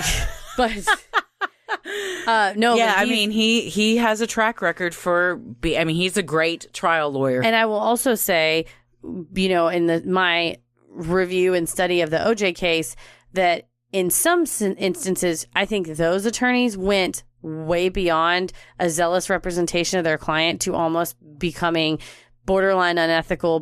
There's been law review articles written about, how zealous you have to be. I think Jose Baez is perfectly zealous. He's very, very zealous, and he does the exact job of, the burden of proof is on you, state. Prove it. And here's all the holes I'm going to poke in your case. And if you can't fill those holes up, then guess what? You have to, not guilty. No, yeah, it seems all above board. Yeah. Jose Baez also attacked the Boston PD's mishandling of the crime scene. When the first patrol officer arrived on the scene the night of the shootings, he followed protocol and checked the two victims for signs of life. Sadly, he found none. Protocol says that the responding officer's next priority after securing life is to set up a perimeter with crime scene tape 100 feet around the scene. From the photos reviewed after the fact, the responding officer only placed crime scene tape about 30 feet from the scene. That means any evidence outside the radius that should have been preserved would have been contaminated or destroyed. Could have been, tire tracks, or if things they shot out of the car further down the road. Shell casings. There could have been anything like that. Additionally, the responding patrol officer then should make a crime scene log, showing which officers responded, where certain evidence was taken, etc. However, in this case, no such log was ever made. Officers are then supposed to park their cars so as to block anyone from disturbing the scene. Photos from that night show Boston PD cars parked so close to the victim's car that they would have driven over blood trails and projectiles. And for as much as he's a defense attorney, Jose Baez also is just indignant and offended on behalf of the victims at how this crime scene was mishandled. Good for him. And he says, his kind of narrative was that the cops showed up and said, oh, it's two African-American young males in a car that's been shot up. It was probably gang. Immediately the cops come out and say, it was a gang shooting. We're never going to solve it. Screw it. Let's all go home. It was a gang shooting. Who cares? That's the narrative that Jose Baez, and frankly, it appears by some of the evidence, either they were poorly trained or they didn't give a shit. Yeah. Either one, it doesn't look good. Yeah. On this department, or at least some of the officers that responded, it does not look good. But he's offended that at no point did they actually do the things that they were all supposed to do. He's like, here's the 50 protocol things, and you did 4 of them. Yeah. Proper protocol with EMS had also been mishandled. EMS should be escorted into the scene, told not to disturb anything, and a log should be made of what exactly they touched. This didn't happen for the EMS responders attending to Daniel De Abreu and Safiro Furtado.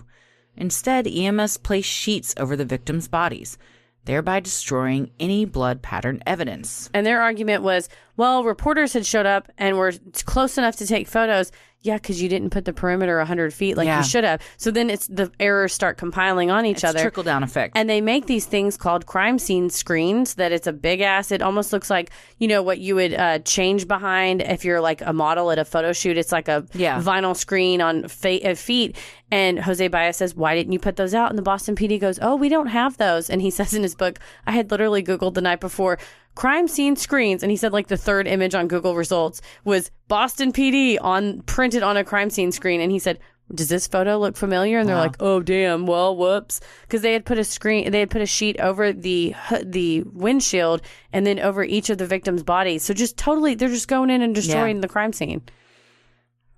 This is like John Bonet. That's what we were saying earlier when I was like, there's just thing after thing in this. Yeah. Jose Baez also noticed there were more police reports than usual in this case. Many times, not all officers who respond to a scene write reports. But when there were reports from every officer in attendance, Baez became suspicious. He believed that there was a singular event that officers on the scene were trying to distance themselves from. When he read the report of Officer Thomas O'Donnell, he hit the jackpot. Officer O'Donnell wrote in his report that he saw a street sweeper go through the area on the side of the street where the perpetrator's SUV would have been. Baez believed that if there had been any shots fired from the BMW, then the sweeper would have swept all the evidence away. Yeah, he said that he's going, there's just way too many police reports.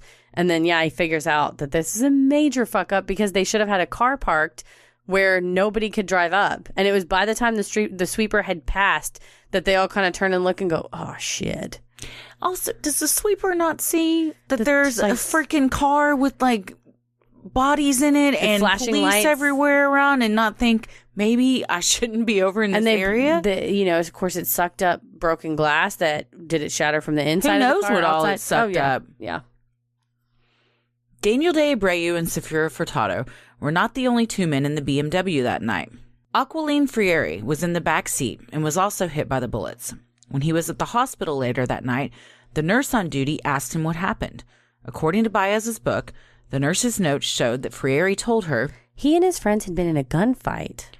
Baez used this to propose that perhaps the victims had been shooting at Aaron and Bradley as well. Again, it's trying to poke holes in the theory that they, just came and shot out of nowhere. I mean, that's smart. And if the sweeper had swept away possible gun shells that had come from their BMW, that's another thing that you can add to your list of, look at all the ways you bundled this case. Oh, yeah, it was botched. When Baez reviewed crime scene photos of the bodies of the victims, he noticed the lighting was different from other photos of the scene. He pressed investigators who were forced to admit that the photos of Daniel De Abreu and Safira Furtado were not taken as the car was parked on the scene of the crime. They were, in fact, taken in a crime scene bay after the car had been towed. This blows my mind. What I'm about to say, mouth agape. Seriously, I stopped my car. I was stopped in a parking lot and I had just sat there, just jaw dropped. Baez learned that officers and crime scene investigators didn't take photos at the scene that night. Instead, they propped the car up on a flatbed tow truck with Furtado and De Abreu's lifeless bodies still inside, drove the truck across town to the forensic lab, and took the photos there. Baez writes in his book that while he and the victims' families were not close, they were cordial, and Baez expresses outrage at the indignity of the Boston PD dragging these two men across town on a tow truck covered in sheets rather than transporting them properly. He's very, in the audiobook, he's very indignant, and he says, he goes, I don't mean to be crass, but he said, I felt so mad that they treated these victims like Weekend at Bernie's. He said that's literally what they did. That he said all I could think of is how they're driving across town, hitting train trestles, going over speed bumps when they should have been. People are driving by in cars. Yes. I mean, what's the windows were shot out. They're covered in a sheet. Is that still visible? No, and he said that he goes, what should have happened is take the photos, put them on a stretcher, and give them the respect and dignity of being handled But again, his narrative is that the cops were like, fuck them. They're a bunch of gang members. Who cares?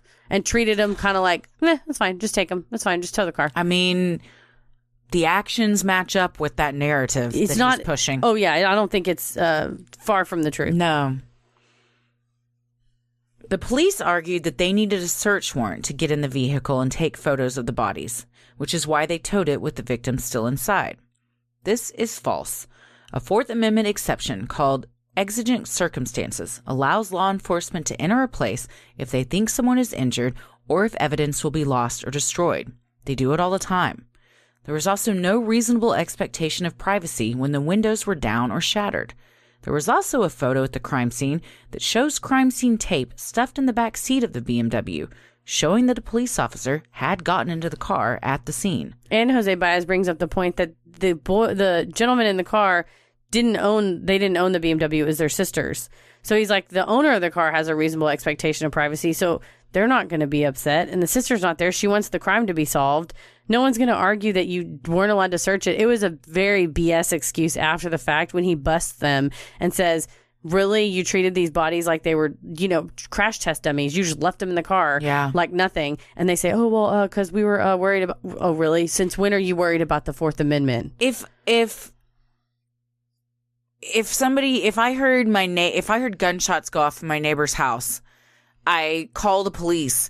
The police can enter that house without a search warrant to see what's going on. It's called exigent circumstances. So, yeah. Or if the cops are outside and they're like, let us in, and you're going to go in and serve a warrant on getting a bunch of papers. Like say, oh, we need to go in and, find all these tax returns because they've been, stealing money. And then you start smelling fire, like they're setting everything on fire. Yeah. You kick the door in and you go in and you stop them from burning the evidence. So that's one of the scenarios. There's, the Fourth Amendment is you can't be searched without your consent.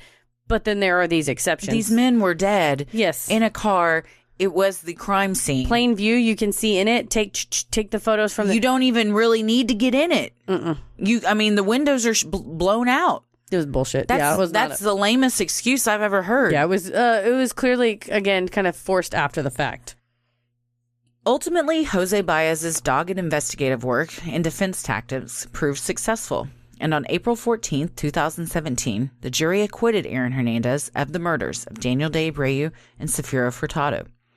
The jury had not found Bradley to be a credible witness, resulting in a weak case by the prosecution. Upon the verdict being read, Aaron Hernandez broke down in tears. His fiancée, Shayanna, also wept, Aaron's only family member present. Yeah, and the Bradley, all of his testimony, a lot of it is on the Netflix documentary, but I feel like it was all kind of tainted by all these text messages of, give me my money, pay up, I'm going to fucking kill you, you tried to kill me. So it was easy for Jose Baez to go, this guy clearly did the shooting and is here for revenge. And he's got a rap sheet a mile long. Yes. He's a known felon. He took this deal and is now pointing the finger at his friend because he doesn't want to go to jail. True. And then there was also a whole deal about the gun that Bradley said, oh, Aaron took his shirt off while we were driving in the car, wiped the gun down, threw it out the window. And threw the gun out the window? Yeah, threw the gun out the window. But then the police found honestly, highly recommend, if you want to deep dive into the evidence of each of the trials, is Jose Baez's book, because he really does break it down. And the Boston police, there's a woman that's in an accident, and she turns out she went to Bristol Central High School. It was all a bit confusing. And she's like Facebook friends with Jonathan Hernandez, and they find this gun in her trunk, and she says, well, it's not my gun, it's my friend. And it's this 1927 gun that had been stolen in Kentucky like years and years ago. And the cops try to say, and it's all stained and scratched and rusted with a serial number on it. And the cops try to say, oh, this is the gun that Aaron Hernandez used in the killing. And Jose Baez is like, this man has an arsenal. If he really, right. Why is he using an antique gun? Yeah, it was this really weird, and not even like a nice antique gun. It was like a beat up old stolen gun. And so it was this really weird, again, it's like these strange efforts on the part of either the prosecution or it may be that the police were trying to shoehorn this in because they didn't have a murder weapon, but it was just not grasping at straws. And I think, of course, the prosecutor, you're like, well, I have to work with what I've got. Yeah. And they're telling me that this is the gun, and you're sitting here having to spoon feed bullshit that you wouldn't eat. They never found the gun. Yeah, no, they did not. I think that the 1927 gun was not I don't think that was it. No, that was not the gun. No. Despite an acquittal, the judge added 5 more years onto Aaron's life sentence, citing a weapons charge. Aaron was then returned to his prison cell at Sousa Baranowski, where the events that unfolded next would both shock the nation and leave yet another family in mourning. So what do we think? Do you think he was the trigger man in the Boston shootings? So that's the only, I think, obviously he was in the car. Obviously he was there. I think then his later behavior indicates that he has this kind of easily enraged. And I think Alexander Bradley, for all of his faults, had witnessed this rage. And like I said, his known role was to step in and stop Aaron from going off.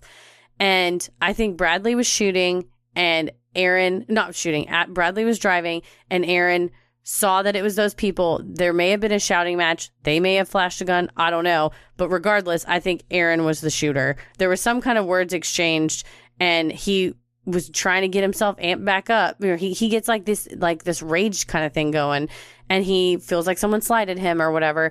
But in Jose Baez's book, he does provide a very convincing artist rendering of the way that the shots went into the victim's car and how it would be physically impossible, given Aaron's stature, to angle the gun out the driver's seat. Because basically, if you're looking at the cars from behind, the BMW's on the left, Aaron's car is on the right. Aaron is then even further over because he's in the passenger seat. Bradley's driving. And the stated narrative from Bradley is that Aaron leans over him and shoots out the driver's side window. So Bradley admitted to driving. Yes. And so his version is that Aaron leaned over him and shot out the window.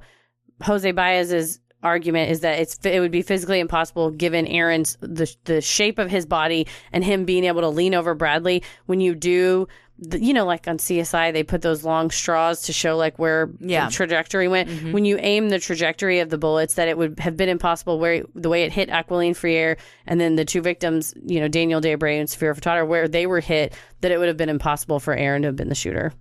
And again, it's one of those, I don't think science is subjective, but it is a very convincing piece of, it's not really evidence, I guess. It's more of a convincing illustration of the evidence that if I was on the jury, I would be like, yeah, you're right. It doesn't look like that's possible. So it's one of those where he lays out his case. And as I'm reading the book, I'm like, I could completely see how, even if Aaron really did it, I can completely see how there was no way that they could have proved it. He had a better lawyer than the prosecution. Oh, yeah.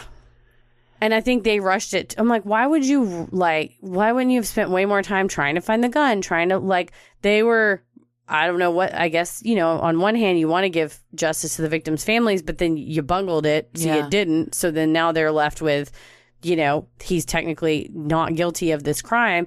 So, he's in jail for life. What do you think's going to happen? Why would you rush this? He's not going anywhere. Yeah. That doesn't make any sense. Did they counter with their own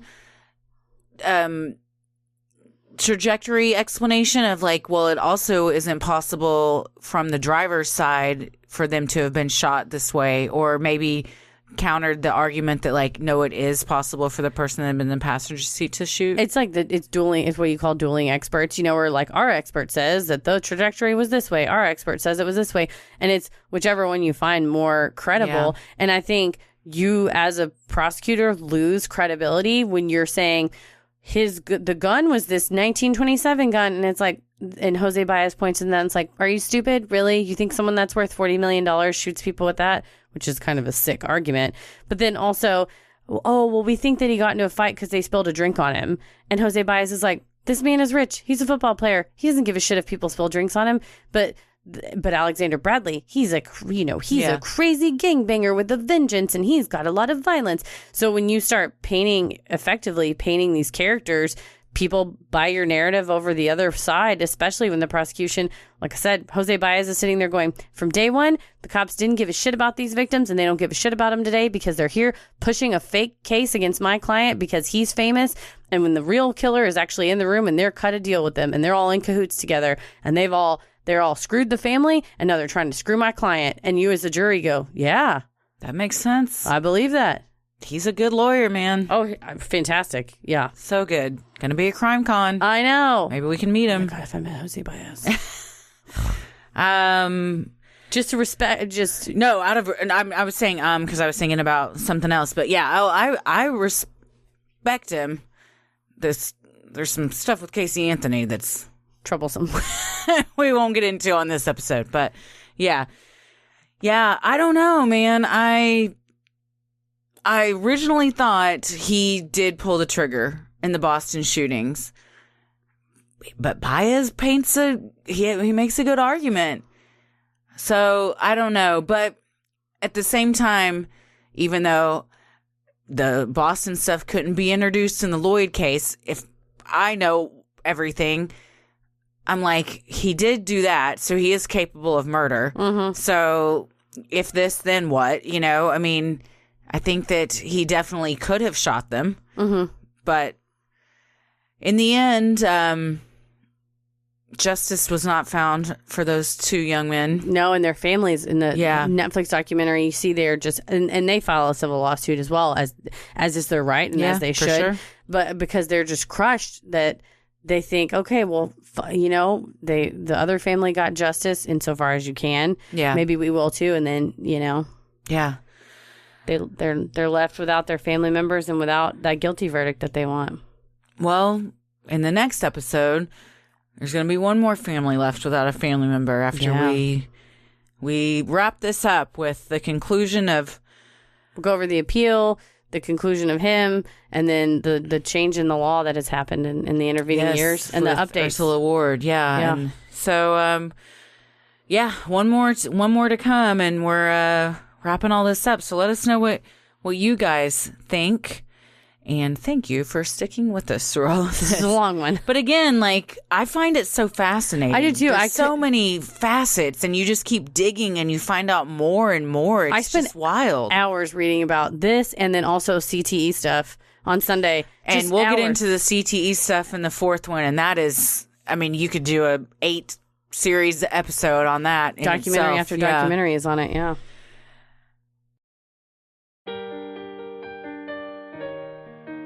Well, we have some live shows coming up, Heather. That's right. The Cult, which is our improv troupe, we have so much fun with that. It's on February 22nd at 9 p.m. at Dallas Comedy House.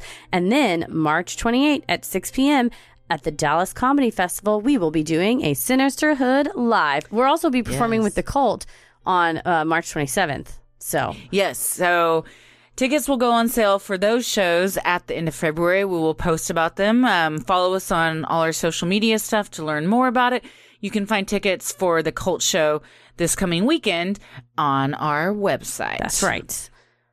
Sinisterhood will always remain free, but if you wish to donate to our Patreon to help offset the cost of making and hosting the show, you can visit Sinisterhood.com and click on Patreon in the top right corner.